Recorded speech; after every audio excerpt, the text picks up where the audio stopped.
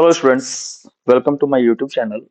आज हम लोग इस वीडियो में बात करेंगे पीवाईक्यू पे सेल यूनिट ऑफ लाइफ पे, जो जिसमें कि आपको क्वेश्चन 2020 से 2024 तक का मिलेगा। इसमें आपको फुल एक्सप्लेनेशन मिलेगा सभी क्वेश्चन का।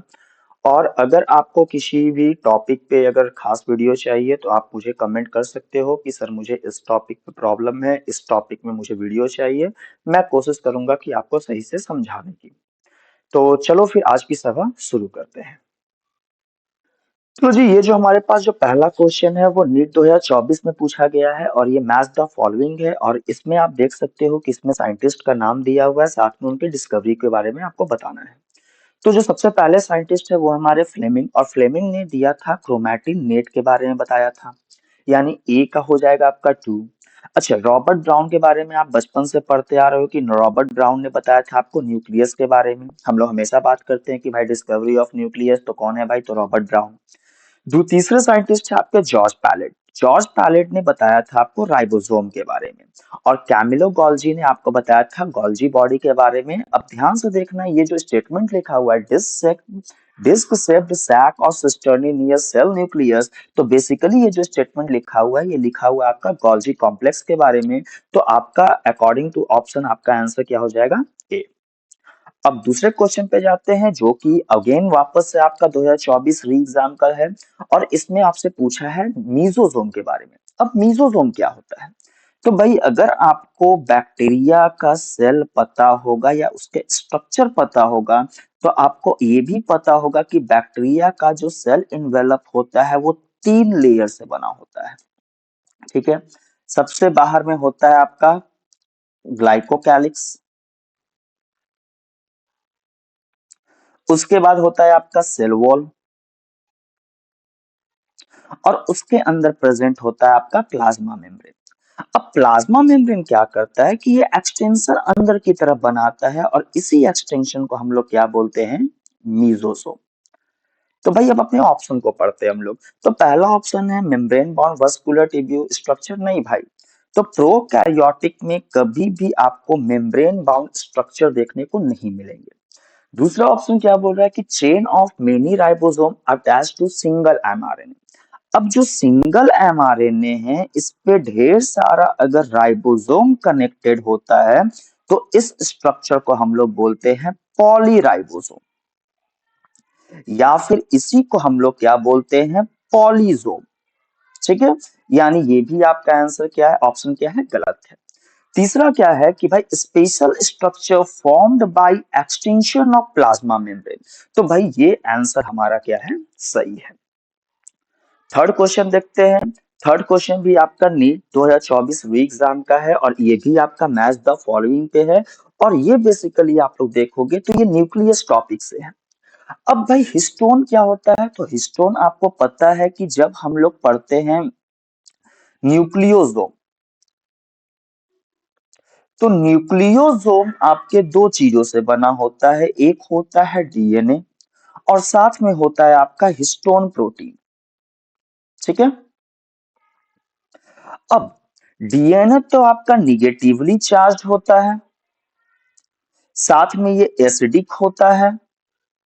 और हिस्टोन प्रोटीन जो होता है ये आपका पॉजिटिव चार्ज होता है, और साथ ही साथ ये आपका बेसिक होता है, क्योंकि ये बेसिक अमाइनो एसिड से बना होता है। तो हिस्टोन प्रोटीन क्या हो जाएगा, पॉजिटिवली चार्ज्ड बेसिक प्रोटीन, यानी 3 का ए। अब 3 का ए आपके दो ऑप्शन में है। दूसरा देखो न्यूक्लियोसोम, न्यूक्लियोसोम में अभी हम लोग डिस्कस किए कि DNA wrapped around histone protein, तो बी का क्या हो जाएगा आपका 4। अगर हम ऑप्शन देखें तो हमारा आंसर क्या हो जाएगा, ए का ए का 4, और ए का, सॉरी हाँ, ए का आपका हो जाएगा 3, और बी का हो जाएगा 4। तो आंसर जाएगा डी। बाकी को देख लेते हैं। यू क्रोमैटिन क्या होता है? तो यू क्रोमैटिन आपका लूजली पैक्ड क्रोमैटिन नेट होता है, और इस कारण से इसका जो कलर होता है वो लाइट कलर का होता है। वही आपका हेट्रोक्रोमैटिन जो होता है वो डेंस पैक्ड होता है, और इसलिए इसका कलर जो होता है वो होता है डार्क कलर का। तो आपका आंसर क्या हो जाएगा, डी। चौथे क्वेश्चन पे जाते हैं। चौथा क्वेश्चन क्या बोल रहा है कि which of the following statement is correct about the type of junction and their role in our body. अब देखो भाई, हमारे सेल में या फिर टिश्यू में तीन टाइप के जंक्शन होते हैं। एक होता है एडहेरिंग। जो एडहेरिंग जंक्शन होता है बेसिकली ये सीमेंटिंग का काम करता है, यानी दो सेल को जोड़ने का काम करता है। जो टाइट जंक्शन होता है ये बेसिकली लीकेज को रोकता है कि भाई सेल के बीच से कोई भी चीज लीक ना हो। और जो गैप जंक्शन होता है ये बेसिकली दो सेल के बीच में कम्युनिकेशन बनाने का काम करता है। मतलब अगर एक सेल को दूसरे सेल से कुछ बात करनी है या उनको कुछ प्रोवाइड करना है तो वो गैप जंक्शन के थ्रू करेंगे। तो अगर हम ऑप्शन पढ़े तो पहला ऑप्शन क्या दे रहा है कि adhering junction facilitate the cells to communicate with each other, तो ये भाई बात गलत है। दूसरा क्या बोल रहा है कि tight junction helps to stop substance from leaking across the tissue, जी बिल्कुल। तो आंसर आपका क्या हो जाएगा, बी। फिफ्थ क्वेश्चन ये अगेन नीट 2024 का है। क्या बोल रहा है भाई कि which of the following statement is correct about. अब ये आई थिंक सेम क्वेश्चन है तो इसको हम लोग डिलीट कर देते हैं। कहाँ गया डिलीट का ऑप्शन, इसको डिलीट किया जाए। अब अगला जो क्वेश्चन है हमारा वो अगेन मैच द फॉलोइंग है। और इसमें आपको देख रहा है F1 पार्टिकल, हिस्टोन, एक्सोनिम और सिस्टर्नी। तो ध्यान देना, आपका जो सबसे पहले हम लोग चलते हैं हिस्टोन। तो हिस्टोन आपका क्या है भाई, तो हिस्टोन कहाँ मिलेगा आपको, तो हिस्टोन मिलेगा क्रोमोसोम में, क्योंकि हिस्टोन प्रोटीन प्रेजेंट है। और हिस्टोन प्रोटीन कहाँ था, न्यूक्लियोसोम में, और न्यूक्लियोसोम कहाँ होता है, क्रोमोसोम में। तो बी का क्या हो जाएगा आपका, 1। अच्छा, सिस्टर्नी कहाँ प्रेजेंट है भाई, तो सिस्टर्नी प्रेजेंट होता है आपके गोल्जी एप्परेटस में। एक्सोनीम, एक्सोनीम आप लोग पढ़े होंगे कि आपका जो माइक्रोसिलिया और फ्लैजला होता है उसका जो माइक्रोट्यूब्यूल होता है उसको हम लोग क्या बोलते हैं, एक्सोनीम। और F1 पार्टिकल प्रेजेंट होता है माइटोकॉन्ड्रिया में। तो आज ऑप्शन देख लेते हैं, ए का 4 तीन जगह पे है। हिस्टोन आपका मिलेगा कहाँ, तो क्रोमोसोम में, यानी B का 1 दो जगह पे है। एक्सोनीम मिलेगा सीलिया में, यानी C का 2 यानी आंसर चल जाएगा आपका बी। अगला क्वेश्चन देखते हैं हम लोग। अगला question assertion reason type question है, तो देख लेते हैं। concentrically arranged cisternae of Golgi complex are arranged near nucleus with distinct convex और maturing phase and concave। अगर आपको याद होगा अपने गोल्जी बॉडी का स्ट्रक्चर, तो आपका गोल्जी बॉडी कुछ इस तरीके का होता है। ये है आपका गोल्जी बॉडी, इस तरफ आपके वेसिकल्स लगे होते हैं, इधर आपके ट्यूब्यूल्स होते हैं, ठीक है। अच्छा, इसको हम लोग बोलते हैं कॉन्वेक्स फेस। कौन सा फेस बोलेंगे, कॉन्वेक्स फेस। और इसको हम लोग बोलते हैं कनकेव फेस। कौन सा फेस बोलते हैं, कनकेव फेस। अब जो कॉन्वेक्स फेस होता है इसको हम लोग बोलते हैं फॉर्मिंग फेस, ठीक है। और जो कनकेव फेस होता है इसको हम लोग बोलते हैं मैच्योरिंग फेस। तो अब यहाँ पे अगर आप देखोगे तो यहाँ पे कॉन्वेक्स फेस को मैच्योरिंग बोल रहा है और कनकेव को फॉर्मिंग बोल रहा है। तो ये जो है वो क्या है, स्टेटमेंट 1 हमारा गलत है। स्टेटमेंट 2 पढ़ लेते हैं। A number of protein are modified in cisternae of Golgi complex before they release from cis phase। अब ध्यान देना, तो जब आपका जो क्या बोलते हैं प्रोटीन होता है वो इंटर करता है कॉन्वेक्स फेस से। कॉन्वेक्स फेस से क्या होता है, आपका प्रोटीन इंटर करता है और एग्जिट करता है कॉन्वेक्स फेस से, कॉन्केव फेस से, ठीक है। तो ये स्टेटमेंट भी आपका क्या है, गलत है। यानी both statement 1 and 2 are false. तो आंसर आपका क्या हो जाएगा, डी। अगले क्वेश्चन पे आते हैं। तो अगेन ये आपका क्या है, तो मैच द फॉलोइंग है। तो आज आप बात करते हैं। तो सबसे पहला है न्यूक्लियोलस। तो न्यूक्लियोलस जो होता है, न्यूक्लियोलस को हम लोग नाम देते हैं राइबोसोमल फैक्ट्री। क्या नाम देते हैं, राइबोसोमल फैक्ट्री, ठीक है। यानी इसके अंदर राइबोसोम बनेगा। और आपको पता है कि राइबोसोम के अंदर प्रेजेंट होता है आरआरएनए, ठीक है। तो सिंपल सी बात है, तो न्यूक्लियोलस क्या करेगा, तो ये एक्टिव साइट है किसके लिए, राइबोसोमल आरएनए सिंथेसिस के लिए। दूसरा चीज है सेंट्रियोल।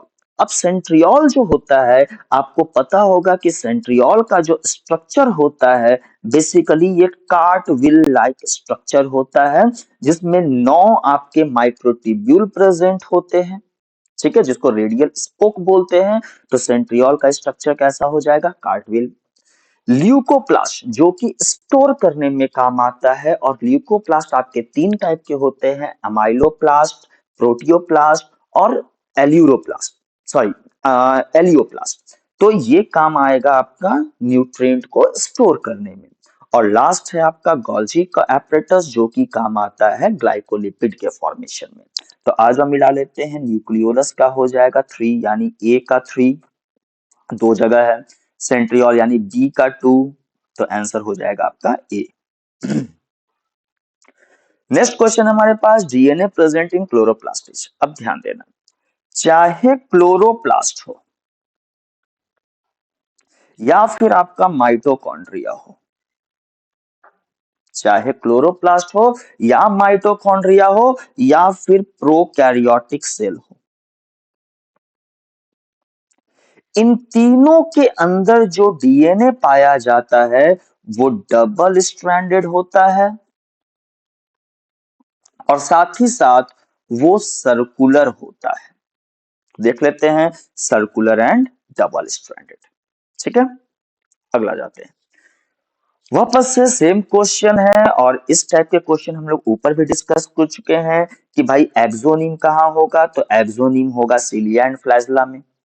कार्टविल पैटर्न किस में होगा, तो कार्टविल पैटर्न होगा सेंट्रियोल में। क्रिस्टा कहाँ होगा, तो क्रिस्टा होता है आपका माइटोकॉन्ड्रिया में, जो फिंगर लाइक स्ट्रक्चर बनता है, और सैटेलाइट डीएनए प्रेजेंट होता है क्रोमोसोम में। तो आज देख लेते हैं, ए का हो जाएगा 2, बी का हो जाएगा 1, तो आंसर चला जाएगा आपका D.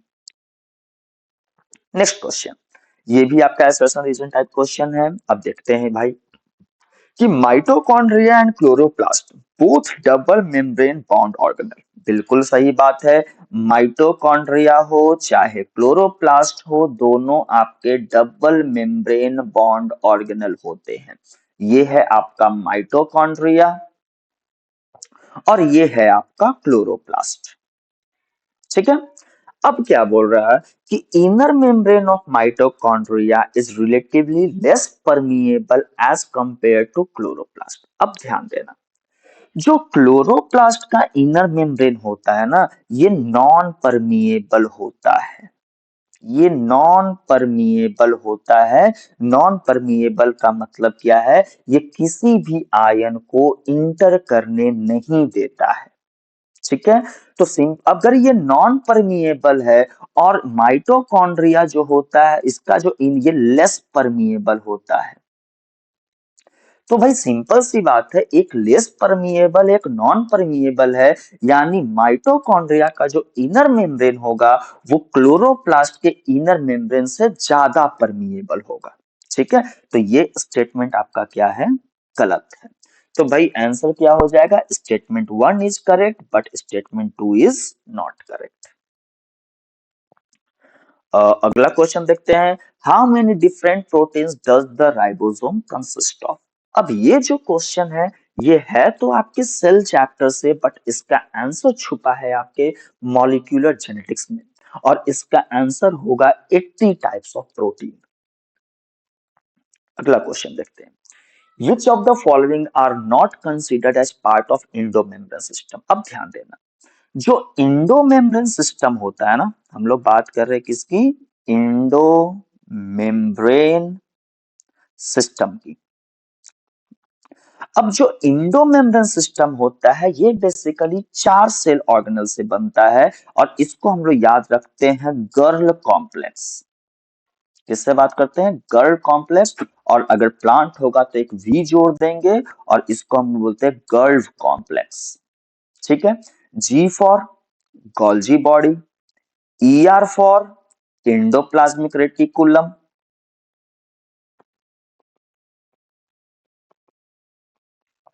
L for lysosome, M V for vacuole.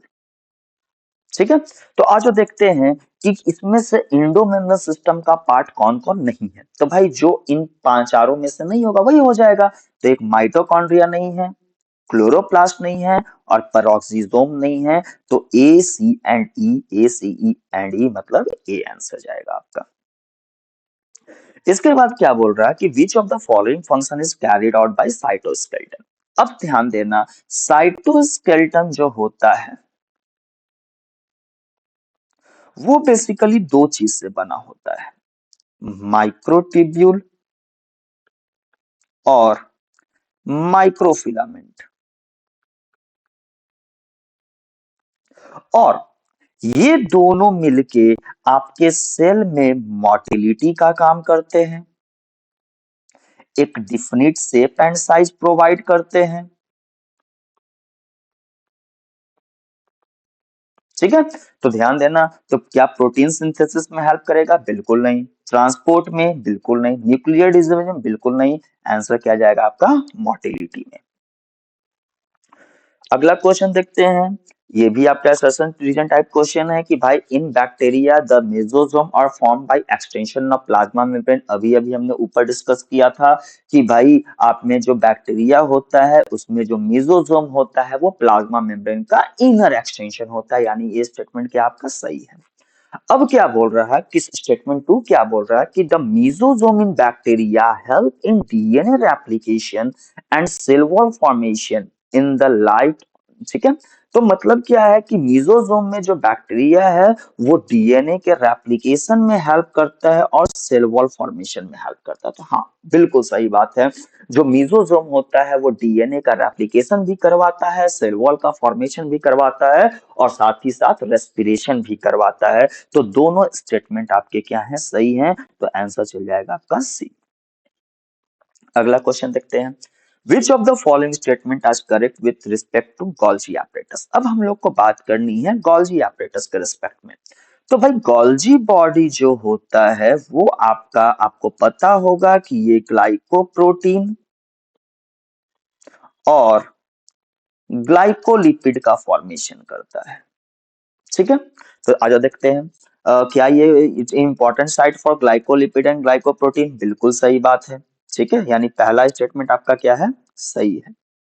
अरे भाई, पहला स्टेटमेंट क्या आपका सही है। दूसरा देखते हैं, इट प्रोड्यूस सेलुलर ना, ये एटीपी बनाने का काम होता है माइटोकॉन्ड्रिया का। It modifies the protein synthesized by ribosome और ईआर। बिल्कुल सही बात है। जो आपका गोल्जी बॉडी क्या, ईआर क्या करता है कि आपके प्रोटीन का फॉर्मेशन करता है, लिपिड का फॉर्मेशन करता है और उसको मॉडिफाई कौन करता है? Golgi body. मॉडिफाई करने का मतलब synthesis of glycoprotein and glycolipid. It facilitate the transport of ion, नहीं, आयंस के फैसिलिटेट करने का काम होता है प्लाज्मा मेम्ब्रेन का। इट प्रोवाइड मैकेनिकल सपोर्ट, नहीं, मैकेनिकल सपोर्ट आपका ईआर प्रोवाइड करता है और साथ ही साथ साइटोस्केलेटन प्रोवाइड करता है। तो आंसर हो जाएगा आपका ए एंड सी। अगले क्वेश्चन पे चलते हैं, if the pH of lysosome is increased to alkaline what will be the outcome। अगर आपको पता होगा कि जो लाइसोसोम होता है इसमें जो एंजाइम होते हैं इसको हम लोग बोलते हैं हाइड्रोलाइटिक एंजाइम, और ये एंजाइम बेसिकली एसिडिक होते हैं। यानी जब भी लाइसोसोम का एंजाइम जो काम करेगा वो एसिडिक मीडियम में काम करेगा, और अगर उसका पीएच अगर अल्कलाइन हो जाता है तो आपके जो एंजाइम्स होंगे वो इनएक्टिव हो जाएंगे। तो आंसर आपका क्या हो जाएगा? थर्ड। नेक्स्ट क्वेश्चन क्या है देखते हैं। अब नेक्स्ट क्वेश्चन है आपका क्रोमोसोम के स्ट्रक्चर से। अब क्रोमोसोम के स्ट्रक्चर्स के बेसिस पे आप चार टाइप के क्रोमोसोम पढ़ते हो। एक होता है मेटासेंट्रिक। मेटासेंट्रिक क्या है कि जो आपका सेंट्रोमियर होगा वो एग्जैक्ट मिड पॉइंट पे प्रेजेंट होगा, जिसकी वजह से दोनों आर्म जो होंगे वो कैसे होंगे? इक्वल होंगे। तो उसको हम लोग बोलते हैं मेटासेंट्रिक। सब मेटासेंट्रिक में क्या होता है, जो सेंट्रोमियर होता है वो अपने सेंटर से थोड़ी सी दूरी पे प्रेजेंट होता है, जिसकी वजह से एक आर्म शॉर्ट हो जाएगा और एक आर्म लॉन्ग हो जाएगा। एक्रोसेंट्रिक क्या बोलता है कि जो सेंट्रोमियर होता है वो अपने सेंटर से काफी दूर पे प्रेजेंट होगा, जिसकी वजह से एक आर्म काफी बड़ा हो छोटा हो जाएगा। तो इसमें हम लोग टर्म यूज करते हैं एक्सट्रीमली लॉन्ग शॉर्ट, और साथ ही साथ क्या यूज करेंगे, एक्सट्रीमली लॉन्ग। ध्यान देना, आपका जो भी क्वेश्चन गलत होता है वो सब मेटा और एक्रोसेंट्रिक में गलत होता है। तो एक चीज का ध्यान रखना कि जब तक आपको ऑप्शन में एक्सट्रीमली टर्म यूज ना किया हो तब तक आप आंसर एक्रोसेंट्रिक नहीं मारोगे। और टेलोसेंट्रिक में क्या होता है कि आपका जो सेंट्रोमियर होता है एकदम टिप पे प्रेजेंट होता है, जिसकी वजह से एक आर्म आपका कंप्लीटली गायब हो जाता है। तो आज देख लेते हैं मेटासेंट्रिक में क्या हो जाएगा। तो दो एक आपका दोनों पार्ट इक्वल रहेंगे, तो देखो ए का हो जाएगा 3। एक्रोसेंट्रिक में क्या होगा, एकदम extremely short and extremely long, ये दोनों टर्म कहाँ यूज किया हुआ है, यानी 1। सब मेटासेंट्रिक स्लाइटली अवे यानी 4, और टेलोसेंट्रिक एकदम टर्मिनल पोजीशन पे, यानी ए का हो जाएगा 3, और एक ही ऑप्शन में है जो कि ए है। अगला क्वेश्चन देखते हैं हम लोग। Which of the following statement with respect to endoplasmic reticulum is incorrect? अब एंडोप्लाज्मिक रेटिकुलम के लिए कौन सा इनकरेक्ट स्टेटमेंट है, तो ऑप्शन पढ़ते हैं इसमें। RER has ribosome attached to ER। हाँ बिल्कुल सही बात है कि जो आपके ER होते हैं इसमें मतलब उसमें राइबोसोम ER से अटैच होता है। SER is devoid of ribosome, बिल्कुल सही बात है, SER में राइबोसोम क्या होता है, वो नहीं प्रेजेंट होता है। Prokaryotic only RER are present. तो ध्यान देना, जो प्रोकैरियोटिक सेल होते हैं इसमें कोई भी मेम्ब्रेन बाउंड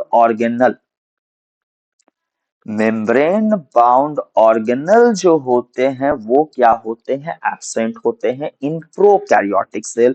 अब यहाँ पे बोल रहा है कि भाई प्रोकैरियोटिक में सिर्फ RER प्रेजेंट होगा, तो भाई RER क्या, कोई भी ER प्रेजेंट नहीं होगा, यानी आंसर हमको इनकरेक्ट ढूंढना था, तो आंसर क्या हो जाएगा आपका सी।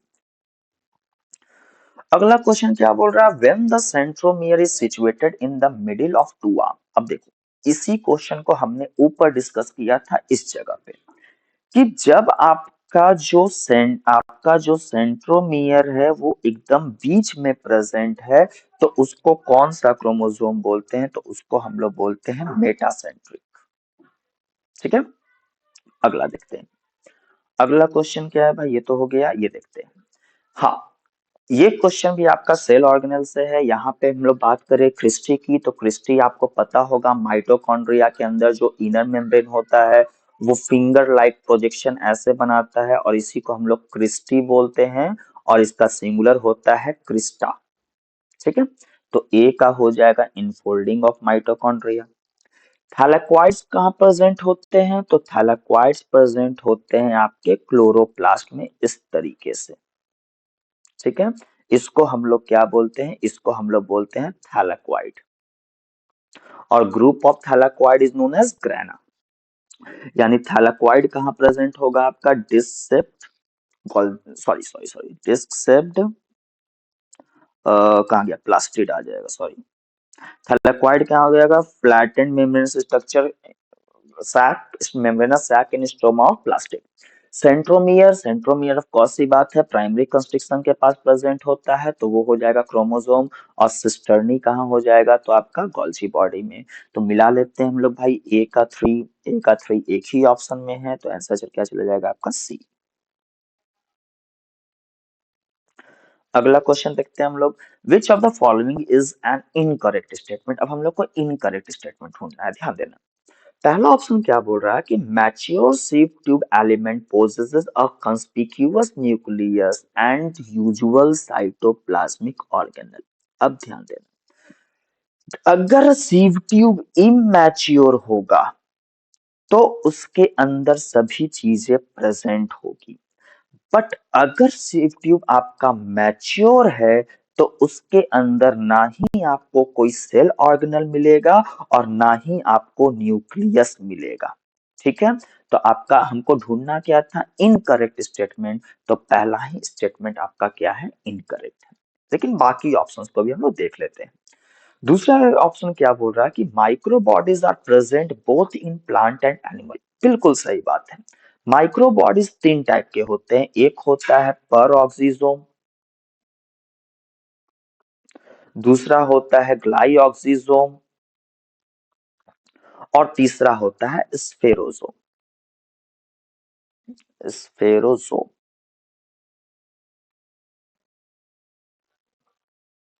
अब इसमें पर ऑक्सीजोम एनिमल और प्लांट दोनों में प्रेजेंट होते हैं, ग्लाइऑक्सीजोम और स्फेरोजोम सिर्फ प्लांट में प्रेजेंट होते हैं। बट यहाँ पे कुछ स्पेसिफाई नहीं किया, सिर्फ बोला है माइक्रोबॉडीज। तो माइक्रोबॉडीज भाई दोनों में प्रेजेंट होंगे, प्लांट में भी और एनिमल में भी। फिर क्या बोल रहा है, perinuclear space forms a barrier between material present inside nucleus and cytoplasm. हाँ बिल्कुल सही, ये है आपका न्यूक्लियस। ठीक है, इधर हो गया, बाहर में साइटोप्लाज्म हो जाएगा और इस स्पेस को हम लोग बोलते हैं पेरीन्यूक्लियर स्पेस। अब ये जो पेरीन्यूक्लियर स्पेस है वो साइटोप्लाज्म और न्यूक्लियस के बीच में एक बाउंड्री का काम करता है। फिर क्या बोल रहा है, nuclear pore act as passage of protein and RNA in both direction. हाँ सही बात है। जो न्यूक्लियर पोर होता है बेसिकली वो एक गेट लाइक स्ट्रक्चर होता है, जिसके थ्रू जिसकी रिक्वायरमेंट होगी प्रोटीन की या आरएनए की साइटोप्लाज्म में या फिर न्यूक्लियस में, तो एक बाउंड्री, वो एक क्या करता है, गेट की तरह पास का काम करता है। अगला क्वेश्चन देखते हैं। अब देखो सेम क्वेश्चन है, बार बार आपके एक ही टाइप के क्वेश्चन रिपीट होते हैं एग्जाम में, इसीलिए पीवाईक्यू क्वेश्चन बनाना आपके लिए बहुत जरूरी होता है। अब वापस से यहाँ पूछा इंडो मेम्ब्रेन सिस्टम, और हमको पता है, हमें अच्छे से पता है कि इंडो मेम्ब्रेन सिस्टम में आपके चार सेल ऑर्गेनल आते हैं, जिसमें हम लोग बोलते हैं GERL complex. GERL complex, G for Golgi body, ER for endoplasmic reticulum, L for lysosome and V for vacuole. Basically इनको हम लोग इंडो मेम्ब्रेन सिस्टम इसलिए बोलते हैं ना, क्योंकि ये इनका, इन चारों का जो काम होता है वो कोऑर्डिनेटेड वे में होता है। तो अब अपने ऑप्शन को हम लोग देखते हैं। तो पहला है माइटोकॉन्ड्रिया, आ गया यानी गलत है। दूसरा आप देखते हैं ER गोल्जी कॉम्प्लेक्स, हाँ बिल्कुल सही, तो आंसर हो जाएगा आपका बी। अगला देखते हैं, which of the following statement about inclusion body is incorrect. अब आप इंक्लूजन बॉडी का जो है ना टॉपिक वो पढ़ते हो प्रोकार्योटिक सेल में, और इंक्लूजन बॉडी बेसिकली क्या होता है, तो आपके साइटोप्लाज्म का कोई कुछ भी हो या फिर न्यूक्लियस का कोई भी सेगमेंट हो जो कि ब्रेकडाउन हो जाता है, उसी को हम लोग बोलते हैं इंक्लूजन बॉडी। और बेसिकली ये जो हो बॉडीज होते हैं ना, ये स्टोरेज का काम करते हैं। ठीक है, तो पहला ऑप्शन क्या बोल रहा है, these are involve in ingestion of food particle. Ingestion का मतलब क्या होता है, इनटेक। इंजेशन का मतलब क्या होता है, इनटेक। तो पहला ऑप्शन क्या बोल रहा है कि जो इंक्लूजन बॉडी होता है वो फूड पार्टिकल्स को इनटेक करने में हेल्प करता है। तो बिल्कुल नहीं भाई, ऐसा बिल्कुल नहीं है। तो पहला ही ऑप्शन आपका क्या है, इनकरेक्ट।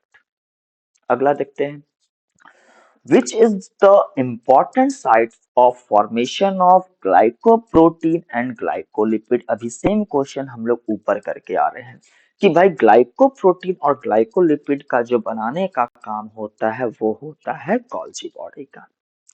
तो भाई आज के लिए इतना ही आपके लिए था मेरे पास, और हम लोग फिर ऐसे बहुत सारे वीडियोस लाएंगे जिसमें आपका पीवाईक्यू, अभी ये सेल का बेसिकली पार्ट 1 है, हम लोग इसके बाद पार्ट 2 की भी बात करेंगे, जिसमें आपका 2015 से लेके 2020 तक के क्वेश्चन रहेंगे।